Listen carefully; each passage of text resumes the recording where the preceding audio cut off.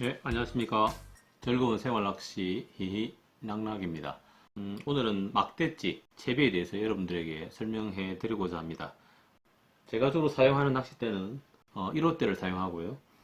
1호대에 이제 그날의 조류 세기에 따라서 조류가 많이 세면 3호 막대찌를 쓰기도 하고요.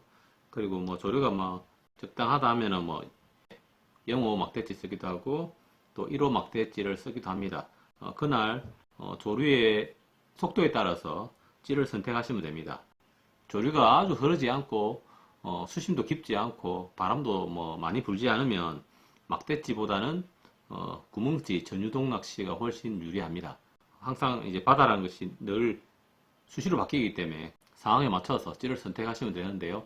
오늘 제가 여러분들에게 설명드리고자 하는 것은 이제 막대찌 채비하는 방법에 대해서 고수분들은 패스하시고요. 이제 낚시 입문하신 지 얼마 안 되신 분들은 참조하시면 도움이 되리라 생각합니다.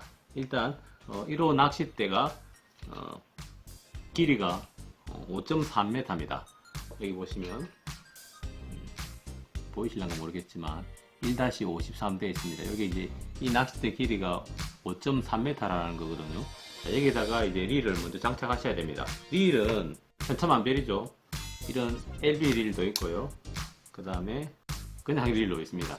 이런 릴이 좀 저렴합니다. 저도 이 릴은 상당히 오래돼서 지금 잘 사용하지 않는데 뭐 이거 해도 저렴한 릴을 이용해도 감질보면 잘 올라옵니다. 그 대신 이제 드랙 조절만 좀 잘 하시면 큰 고기가 물었을 때 터지지 않고 올릴 수 있습니다. 이 릴을 장착하셔야 되는데요. 이 릴을 장착하실 수 있도록 하시고 네 릴을 여기다가 고정을 하시면 됩니다. 그래서 이 부분을 밀착을 시켜서 움직이지 않도록 해서 고정하시고요. 그리고 처음에 이제 이 릴에서 줄을 뽑아야 되잖아요. 줄을 뽑으실 때 반드시 이 레바를 딱 제끼셔야 됩니다. 제끼신 상태에서 줄을 올려서 작업을 하셔야 됩니다. 만약에 이걸 안 하시고 갯바에 가셔서 열심히 채비를 완성했는데 레바를 안 열고 했을 경우에는 다시 처음부터 하셔야 됩니다. 저도 그런 경험이 초보 때 경험이 있기 때문에 여러분들에게 설명을 드립니다. 릴의 레바를 여시고 여기 보시면 릴 컵에 보면 이 파랑 대공 구멍이 하나 있습니다. 구멍에다가 이 줄을 꼽으셔야 됩니다. 자, 이 파란 데다가 뭐 자세히 보시면 구멍이 있습니다. 구멍에다가 릴에서 나온 줄을 이렇게 관통하셔서 자, 했죠? 이 상태에서 이제 릴 카바를 쭉 뺏깁니다. 뺏기면 이 줄이 릴 요 구멍 사이에 일일이 안 꼽으셔도 뽑으니까 그죠? 그냥 뭐 자연스럽게 이렇게 모든 이 구멍에다가 이 줄이 관통이 됐습니다. 이제 작업을 하셔야 되는데요. 릴을 닫고요. 맨 처음에 하셔야 될 게 반원구슬. 막대찌는 반유동 낚시입니다. 수심을 여러분들이 현장에 가셔서 딱 보시고 5m다. 그러면 여러분들이 수심을 조정을 하셔서 하실 수 있도록 반드시 이 반원구슬이 들어가야 됩니다. 맨 처음에 들어가야 될 것이 이 반원구슬입니다. 반원구슬을 이렇게 넣으시고요. 그 다음에 이제 여러분들이 넣으셔야 될 게 이제 막대찌 홀드입니다. 여기 보시면 구멍이 있는데요. 자, 이렇게 막대찌 홀드를 넣으시고요. 그 다음에 넣으셔야 될 게 이제 찌 멈춤 고무를 넣으셔야 됩니다.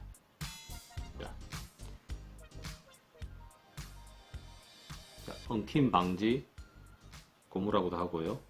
찌 멈춤 고무라고도 하는데 이걸 넣으셔서 막대찌가 밑에 채비까지 내려오지 못하도록 이렇게 딱 이 고무에다가 이렇게 딱 꼽으셔야 됩니다.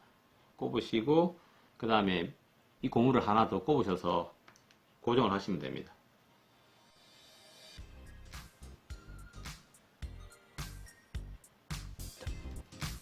막대찌 채비가 어렵지 않습니다. 수심을 정해놓고 여러분들이 원하는 수심층을 정해놓고 하는 낚시가 이제 반유동 낚시인데 자, 여기 들어갔죠? 그러면 채비가 요 밑으로 더 이상 내려오지 못하죠. 이 멈춘 고무가 있기 때문에. 자, 막대찌도 길이가 다양하거든요. 여러분들이 사용하는 막대찌 길이에 따라서 이 막대치 홀드에다가 막대치를 한번 걸어 보겠습니다. 막대치도 길이도 뭐 약간 짧은 것도 있고요. 그 다음에 좀 긴 것도 있습니다. 현장 상황에 조류 속도에 맞춰서 여러분들이 선택하시면 됩니다. 수심이 깊고 내가 낚시하는 곳에 수심이 너무 깊고 조류발이 좀 세다 그러면 1호도 사실 좀 힘듭니다. 그럴 때는 3호 막대치나 2호 막대치를 선택하셔서 겨울 감성돔들은 잘 부상을 하지 않기 때문에, 그리고 잡어층이 많을 경우에는 내려가는 속도가 좀 빠르면 빨리 뚫고 내려가겠죠. 그럴 때는 이제 조금 무거운 채비를 사용하시고, 또 막대치 같은 경우는 보기보다 예민합니다. 입질이 왔을 때 굉장히 이렇게 파악하기가 좀 수월했던 것 같습니다. 막대치로 저 같은 경우는 감성돔을 많이 잡은 기억이 있거든요.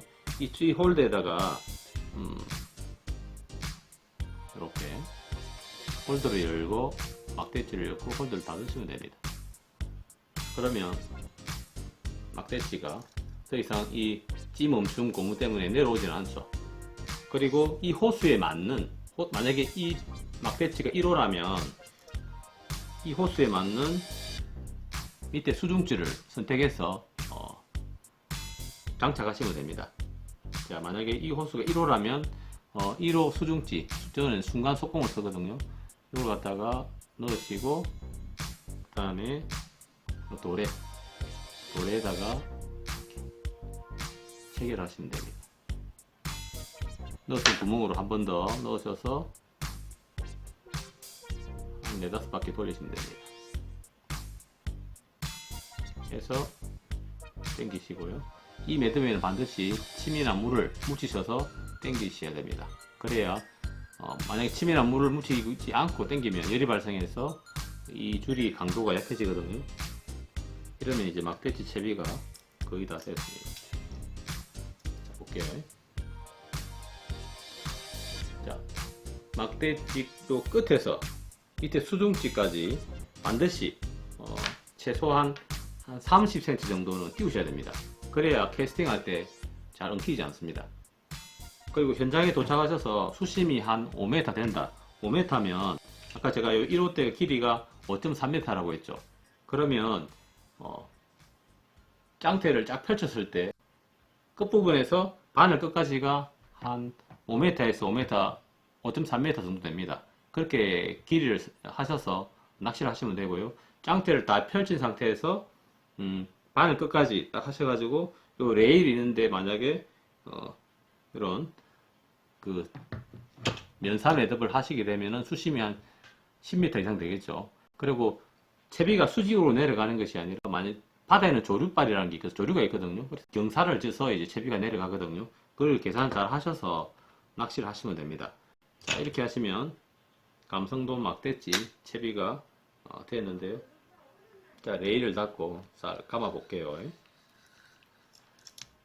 면사 매듭은 현장에 가셔서 수심을 보시고 반드시 아까 반응 구슬이 넣었잖아요. 맨 처음에 여기 면사 매듭 위에 있어야 됩니다.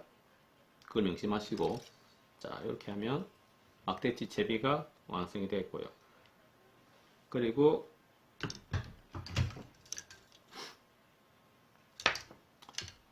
맨 밑에 요 도래에다가 이 목줄을 선택하셔야 되는데, 목줄은 뭐 한 1호, 1.2호, 1.5호 또는 이제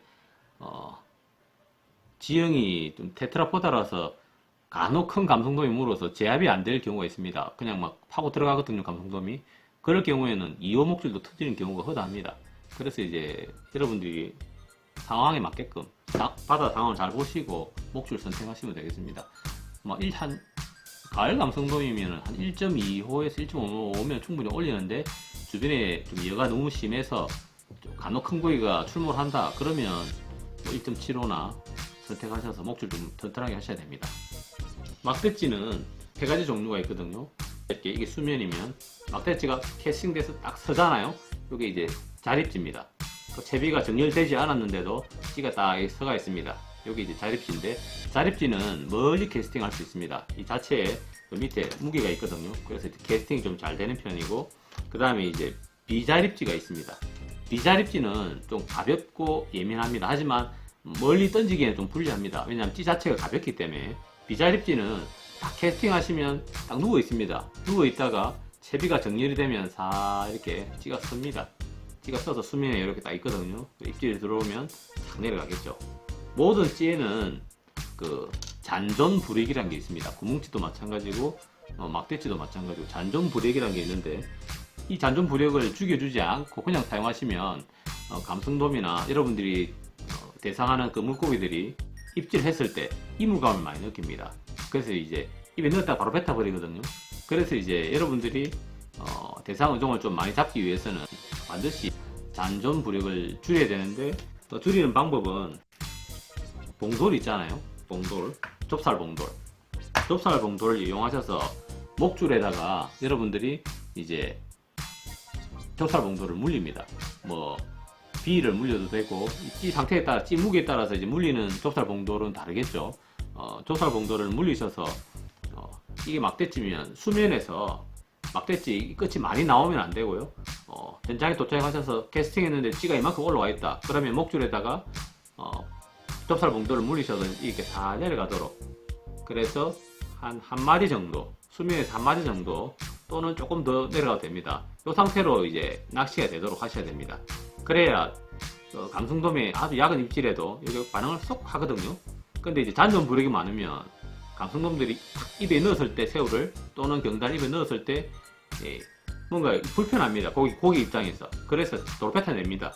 그래서 이제 찌를 구멍찌든 막대찌든 예민하게 하시는 분들이 고기를 많이 잡습니다.